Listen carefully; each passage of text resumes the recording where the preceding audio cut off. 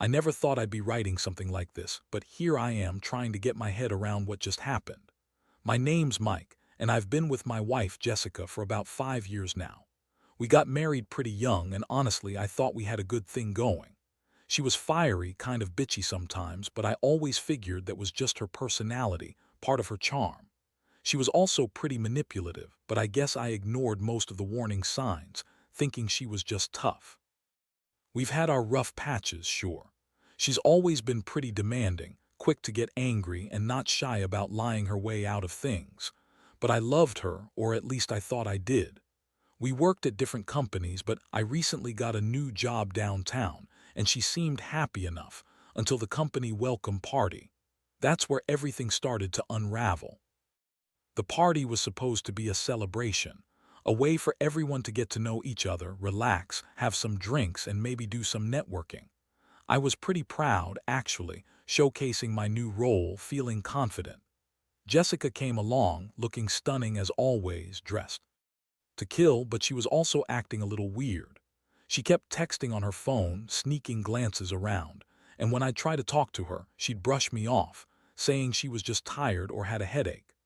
I noticed some of the other guys at the party eyeing her, and she was flirting back with them in that typical bitchy way she has, smirking, batting her eyes and giving some of those little sarcastic digs. I brushed it off, thinking maybe I was just paranoid or overthinking things. But then something happened that changed everything. It was late, maybe around 11 p.m., and I went to grab a drink. I wasn't even thinking about anything suspicious. I was just thirsty and wanted a quick shot of whiskey. As I turned the corner toward the supply closet, I saw her, Jessica, with my boss, David. They were in the supply closet, and from what I could see through the crack in the door, they were doing more than just talking. My stomach dropped. I saw her leaning on him, her hand on his chest, and David's hand was creeping up her waist. They looked so intimate, so involved. I froze there, stunned, trying to process what I was seeing. I couldn't hear everything, but I could see enough, the way she was laughing at whatever he was whispering. It wasn't just some quick kiss or a friendly touch. It was full-on sex, no doubt about it. I stayed there, watching for a few seconds, feeling like I'd been punched in the gut. My mind was racing. How long had this been going on? Had I missed signs? I remembered her saying she was tired that night, and I'd thought she was just tired from work. I'd never imagined she'd be doing this with my boss of all people. The man I just got promoted under. The man I trusted. Or thought I did. I backed away slowly, trying not to make a sound. My heart was pounding so hard I thought I might faint. I knew I had to leave, get out of there, but my mind was spinning. I kept replaying that sight, that image of her with him, and I felt this wave of hurt, betrayal, and rage building up inside me. I didn't cry or yell right then. I just quietly slipped out of the supply closet, feeling numb. When I finally got home, I couldn't sleep. The image haunted me like a bad movie playing on repeat. I kept asking myself if I'd missed the signs, if she'd ever loved me, or if I'd just been blind all along. I wondered how many times she lied to me, how many nights she'd been with him, and what I'd do next. I felt betrayed beyond words, like my entire world had just crumbled into pieces. And I knew this was just the beginning of a long, complicated journey. The next morning, I woke up feeling like I'd been hit by a truck. My head was pounding and my stomach was a knot of anger and sadness. I kept going over what I saw the night before, replaying every detail in my mind. I couldn't shake the image of her with him in that supply closet. It felt like a punch to the chest every time I thought about it. I knew I had to confront her. I couldn't keep living in this fog of betrayal, pretending everything was fine. But how do you even start that kind of conversation? I felt like I was walking on thin ice, unsure whether I was about to blow up my entire life or somehow get some answers. I decided I'd better do it that morning before I had a chance to chicken out or let my emotions get out of control. Jessica was still in bed when I came into the bedroom. She was half asleep, scrolling through her phone. I looked at her for a long moment, trying to decide how to approach this. Finally, I just blurted out, "Who the hell is David?" She looked up, her eyes narrowing like she knew exactly what I was talking about. "What?" she said, feigning innocence, that bitchy smirk creeping back on her face. "What are you talking about?" I took a deep breath. Don't lie to me. I saw you last night in the supply closet with him. You know what I saw, Jessica. You're cheating on me with my boss. Her face immediately shifted into a combination of anger and defiance. What are you talking about? You're crazy. You're just imagining things. I was tired, that's all. You're overreacting. That made my blood boil. I could see right through her bullshit. She always lied.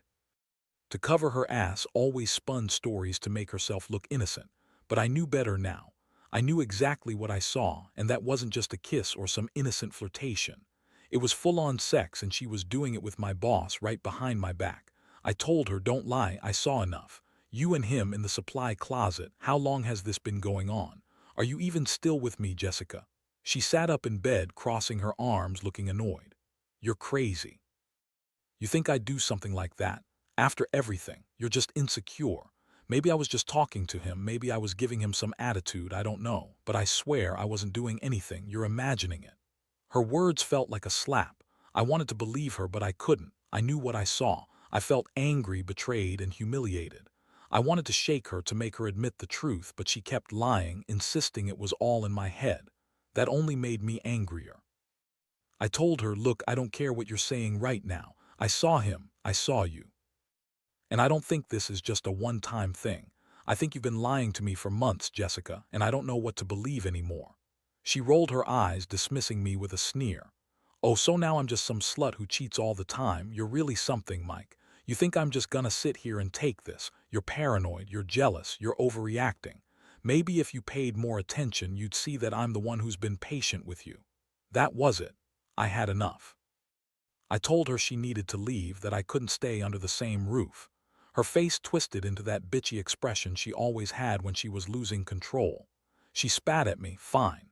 If you're gonna be like that, I'll go, but don't think you're getting rid of me that easily. She stormed out of the room, leaving me there feeling shattered. I was angry, confused, and mostly just devastated. I couldn't believe I'd been so blind. How long had she been cheating? Had I missed all the signs? Did she ever really love me? Or was I just some placeholder she used? Until she found someone better. That day, I spent hours trying to piece everything together. I found her phone, went through her texts, nothing explicit but enough to see she'd been hiding stuff. Calls from him that she deleted fast. Flirty messages that made me sick just reading them. I couldn't believe I'd been living with a woman who was so manipulative, so dishonest. I knew I had to make a choice. Part of me wanted to confront her again and demand the truth, but another part just wanted to cut her out of my life entirely. I felt like a fool for trusting her for so long. This betrayal cut deeper than I thought possible. I've always been a straightforward guy, the kind who believes in honesty and loyalty. But now, I was questioning everything I ever believed about her and about myself. How did I miss all the warning signs? Was I just too stupid to see what was right in front of me? After that morning, everything changed. I couldn't focus on work, couldn't sleep, couldn't eat. My mind kept circling back to her, Jessica, her sneering face, the way she lied so effortlessly, like she thought she was untouchable. I felt sick. Betrayal doesn't even begin to cover what I was feeling. It was like I'd been punched in the gut so many times I couldn't breathe. I knew I had to do something, but I wasn't sure what yet. Part of me wanted to confront her again, demand answers, yell at her for everything she's done. Part of me wanted to just pack my stuff and walk away, cut all ties. But another part of me needed to see how far she'd go, needed to see if she'd admit anything on her own, or if I was just wasting my time. The next day, I decided I'd follow her. I needed to see where she went, who she was with. I didn't want to jump to conclusions, but I couldn't trust her anymore, not after what I'd seen. I started tracking her movements, pretending to go about my day. I kept my phone hidden, watching her every move as she left the house, acting like everything was normal, but inside I was anything but. She left around noon, claiming she had errands to run. I followed her from a distance, pretending I was just out for a walk or grabbing lunch. She went straight to a coffee shop downtown, nothing unusual. Then oddly she got into her car and headed toward the business district. She parked in front of a tall office building, one I didn't recognize. She stayed there for about 20 minutes, then came out looking flustered but composed. That's when I saw him, David, walking out behind her, casually chatting. They got into his car together, and I watched as they drove off toward a nearby hotel. That's when it hit me. This wasn't just about some fling at the party. This was ongoing, and it was serious enough that they felt comfortable meeting in hotel rooms during the day. My stomach twisted again. I felt so betrayed, so angry, but I also felt like I just uncovered a whole new level of betrayal I wasn't prepared for. I didn't follow them to the hotel. I was too furious, too hurt. Instead, I went home, packing the floor, trying to decide what to do next. I knew I couldn't just sit around and pretend everything was okay. I had to confront her again, face her with the evidence I'd gathered. My mind was racing, trying to come up with a plan, a way to get her to admit what was really going on. That night I texted her. I told her I knew about her and David. I sent her the pictures I'd secretly taken of her and him in the hotel parking lot, just enough evidence to make her realize I wasn't bluffing. I wanted to see how she'd react. Would she lie, deny, or admit? I was prepared for anything, but deep down I knew she wouldn't just break and confess. She was too manipulative for that. Sure enough, she called me back an hour later, her voice dripping with attitude. "Mike, you're nuts. You're just jealous. You're making stuff up. That's not even me. You're trying to ruin everything because you're insecure. I don't know what your problem is, but you're overreacting." I could hear her trying to keep her composure, but I also knew she was panicking. I wasn't buying her excuses anymore. I told her that I'd seen enough, that I wasn't going to pretend anymore, that I wanted her out of the house and I wanted her to stop lying to my face. Her tone shifted. She got bitchy and defensive. "Fine, if you're so sure, then do what you have to do, but I'm not leaving. And I'm not some lying, cheating bitch. You don't know anything. You're just insecure and paranoid. You'll regret this." The way she said it, like she was trying to intimidate me, made me realize how much she had twisted her words and her lies. It wasn't just about the affair anymore. It was about her trying to control the narrative to make me doubt myself. But I wasn't going to let her. I had enough now. Enough of her manipulation, enough of the lies. I knew what I saw, and I had proof now. That night, I started packing a bag, deciding I wouldn't stick around to be her punching bag anymore. I wasn't going to be a fool for longer. I'd already lost so much of my dignity, but I still had enough clarity to see that I needed to get out before things got worse. I didn't want to be around her when she found out I knew everything. I figured she'd escalate, try to lie her way out of it again, and maybe even turn it around on me. As I packed, I kept thinking about how I'd got here. I'd always been loyal, always tried to do right by her. And she, Jessica, had been out there, lying, cheating, and mocking me behind my back. I never imagined she was capable of this kind of betrayal, but I guess I was naive. When you're with someone for so long, you want to believe they're good, honest, maybe even a little bitchy, but never a liar and a cheat. I stayed up most of the night, debating whether to confront her face to face or just leave quietly. I figured if I told her I knew everything, she'd try to spin more lies, manipulate me into staying. I couldn't do that anymore. I had to leave, get away from her, and figure out what life was like without her. The pain was overwhelming, but I knew I had to do it. It was the only way I'd regain some control over this mess. The morning came way too fast. I packed my bags in silence, trying to keep my hands steady but feeling like I was unraveling inside. I didn't want to wake her up, not yet. I just needed to get out before she woke up, before she could charm her way into convincing me to stay or twisting things around. I knew she'd try to manipulate me one last time, and I couldn't let that happen. As I was about to leave, I hesitated. Part of me wanted to confront her face to face, see her reaction when she realized I'd caught her. But I knew that would only give her more ammunition, more lies, more bullshit. So instead, I left a note on the dresser. Short, to the point. I told her I knew about everything, that I was done, and that I was leaving. I said I didn't want to hear any more lies, and I'd had enough of her games. Then I grabbed my bag and walked out the door, trying not to look back. The moment I stepped outside, I felt a strange mix of relief and devastation. Relief that I was finally free from her manipulation, but devastation because I knew I'd lost something I thought was real, something I thought I had built my life around. I drove away, not knowing exactly where I was headed, but feeling a strange sense of clarity. I couldn't go back, not now. I'd come too far, seen too much. Over the next few days, I stayed away from the house. I kept thinking about everything, her lies, her cheating, her bitchy attitude, her manipulations. But I also started to realize something else. I wasn't just a victim here. I made a lot of excuses for her, ignored too many red flags. The Jessica I thought I knew was a facade, something she put on to keep her grip on me. And now that I'd seen the truth, I knew I'd never trust her again. Not fully. The truth hit me hard. She was a liar, a manipulator, and a cheat. And she'd been doing it for longer than I wanted to admit. The worst part, she didn't even seem sorry. Her attitude that morning was just a shrug, like she thought it was all just a joke, a game she was playing. That made me angrier. She never cared about how much she hurt me. She only cared about covering her ass.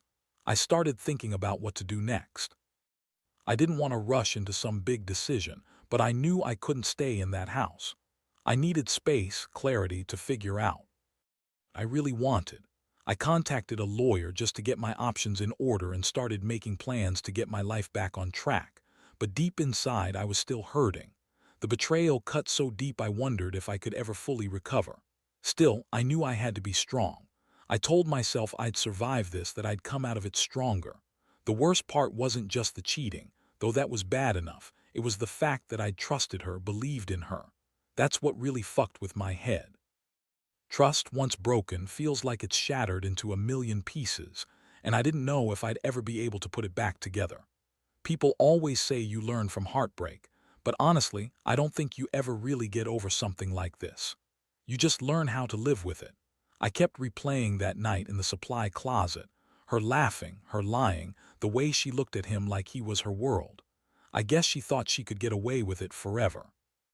But she didn't realize I'd seen enough to end everything.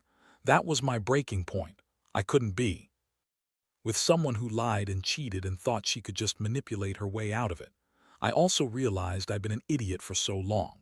I let her walk all over me, excuse her bad behavior, pretend like everything was okay. I was so blinded by love and hope that I ignored the warning signs. And now I was paying the price. But I promised myself I wouldn't be that guy again. Next time I'd be smarter, more careful. No more turning a blind eye. No more excuses. I spent that day just trying to breathe, trying to process what I'd learned. I still felt a tangle of emotions, anger, sadness, betrayal, and a strange sense of relief all at once. I knew I had to move on, but I also knew I'd carry this pain with me for a long time. It was a harsh lesson about trust and deception, and it made me realize something I should have known all along. Sometimes, people are just better at hiding the truth than you think. And when they finally show their true colors, it's brutal. The days that followed were a blur. I spent most of my time trying to keep myself busy, but no matter what I did, her face kept popping into my mind. I kept thinking about all the times she lied, all the times she manipulated me into thinking everything was fine. The worst part was realizing that I'd been so blind, so loyal to someone who didn't deserve it. I felt so stupid for trusting her, for believing she loved me. The truth was, she never really did, at least not in the way I thought. I started reaching out to friends, family, anyone who would listen. I needed to talk to get this off my chest. Honestly, some of them were surprised. They'd noticed her attitude changing, her coldness, her sharp tongue. But nobody knew the full extent of her lies. I kept most of it to myself, but I told enough that they understood I was hurting and needed support. I also started seeing a counselor, just to help process everything. I'd never been the type to seek help, but this was too much to handle alone. Meanwhile, I had to deal with her indirectly. She kept texting, trying to convince me she was innocent, that I was overreacting, that I didn't know what I was talking about. She'd send those typical fake apologies. "I'm sorry you're upset. I love you. It's just a misunderstanding." But I saw right through her. I knew she was lying, just trying to manipulate me into coming back. The thing is, I wasn't buying it anymore. I saw her true colors, and I wasn't about to fall for her lies again. One night, I decided I'd confront her face to face, not to rekindle what we had, but to get some closure. I told her I'd be coming over to talk, and I wanted her to be honest.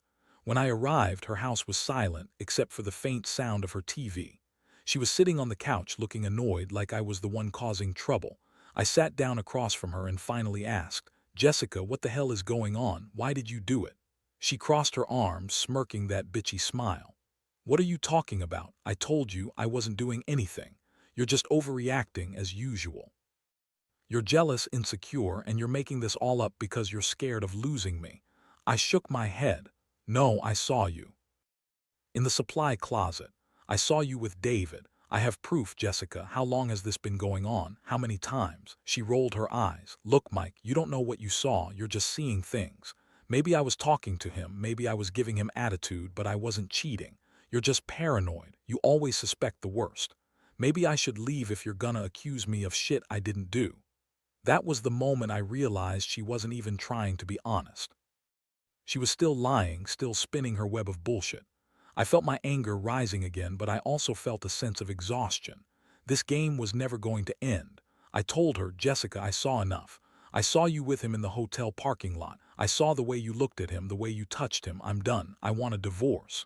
She stared at me in shock for a second, then her face twisted into that familiar bitchy glare. Fine, she spat. You want to throw away everything, be my guest. But don't come crying when you realize you lost. The best thing that ever happened to you. I was the only one who ever really loved you. That hit me hard, more than I wanted to admit. Part of me still loved her, still felt the ache of betrayal. But I knew I couldn't stay with her any longer, not after what I'd seen, not after all the lies. I told her I'd start legal proceedings and I'd be taking everything I deserved. I wanted her out of my life, out of my house, and out of my mind. After that confrontation, I felt lighter but also hollow. I knew this was the end of us. I'd gone from trusting everything to losing everything in just a few weeks, but I also felt a strange sense of relief. It was like I'd been carrying this heavy weight for so long and finally I'd let it go. I was starting to see a way forward, one that didn't include her manipulative, lying face. I realized that, even though it hurt like hell, this was a chance for me to rebuild. To learn from this disaster and maybe, someday, find someone who actually deserved my trust. The pain would fade, I told myself. It had to. And maybe, just maybe, I'd come out stronger on the other side. But for now, I just needed to focus on healing, on moving past the betrayal that almost broke me. The days after the divorce papers were filed felt like a strange mixture of relief and emptiness. I moved out of the house, packed up what I could, and left her behind. She didn't try to stop me. No tears, no begging. Just that same bitchy smirk when I told her I wanted nothing to do with her anymore. Honestly, I think she was glad I was finally gone. She always thrived on control and drama, and now that I was out of her reach, she probably felt like she'd won. Living alone was hard at first. Every corner of the apartment reminded me of what I lost: her shampoo in the bathroom, her clothes still hanging in the closet, the way she used to laugh at her own lies. But slowly, I started to breathe again. I stopped checking my phone every 5 minutes, stopped replaying every moment of betrayal. I forced myself to focus on myself, on healing, on rebuilding. I saw a counselor. For a while, and it helped more than I thought it would. I needed someone outside of my friends and family to help me unpack all the feelings, the anger, the sadness, the humiliation. I realized I'd been carrying too much for too long, trying to ignore the signs and hoping she'd change. But she never would. That's the harsh truth I had to accept. People like her don't change. They only get better at hiding who they really are. I also threw myself into work. The new job was a fresh start, an opportunity to prove to myself that I could succeed without her. I started hanging out with friends again, reconnecting with people I'd neglected. Slowly but surely, I felt the weight lift a little. I'd be lying if I said I didn't still think about her sometimes. Her sneering face, her lies, the way she manipulated everyone around her. But those thoughts got less frequent, replaced by a harder resolve. One thing I've learned through all this is that trust is fragile. Once broken, it's almost impossible to fully restore. I'll never look at her the same way again. That betrayal has scarred me in ways I never expected, and honestly, I don't think I'll ever fully forget what I saw. But I've also learned that I don't have to stay stuck in that pain forever. I have a choice. I can let it define me or use it as a lesson to be smarter, more cautious moving forward. In the end, I've come to realize something crucial. I deserve honesty and loyalty, and I won't settle for anything less. If I've learned anything, It's that some people will lie and cheat just to get what they want, regardless of who they hurt. And that's their problem, not mine. I can't control her actions or her choices, but I can control how I respond. So I've decided to keep moving forward, to rebuild my life without her, to trust again when I'm ready, and to remember that I'm better off without someone who manipulates and deceives. It's a hard lesson, but one I needed to learn. And as I sit here today, reflecting on everything, on the betrayal, the pain, the eventual freedom, I feel a strange sense of peace. Not because everything's perfect, but because I finally took control. I finally took back my life. And no matter what, I'll never let someone like her do that to me again.